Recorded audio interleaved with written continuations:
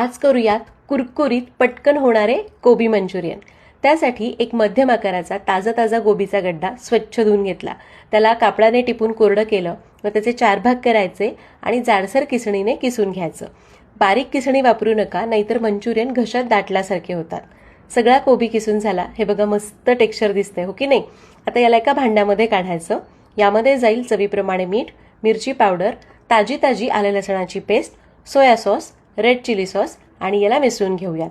आवडत असल्यास चमचाभर टोमॅटो सॉस पण घालू शकता। याला मिसळलं। आता यामध्ये 2 चिमूट खाण्याचा लाल रंग घालायचा, जो संपूर्णपणे ऐच्छिक आहे।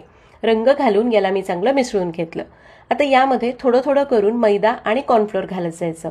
तर एकदम सगळं न घालता 2-2 चमचे मैदा आणि 2 चमचे कॉर्नफ्लोअर घालायचं।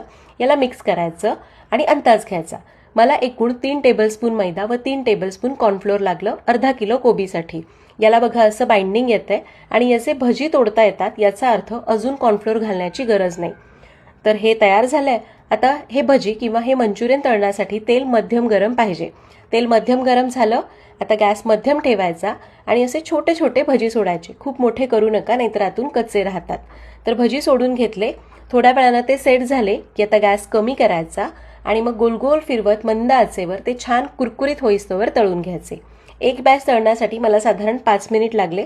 हे बघा, हे असे तळून झालेले आहेत। आता फक्त शेवटचा 1 मिनिट गॅस एकदम मोठा करायचा आणि 1 मिनिट भरासाठी मोठ्या आचेवर तळायचं। हे छान कुरकुरीत होतील। मस्त कोबी मंचुरियन तयार झाले। सोबत शेजवान सॉस किंवा टोमॅटो केचप, जसे आवडतात तसे खा आणि अशाच रेसिपीजसाठी लाईक आणि फॉलो करा। Happy cooking.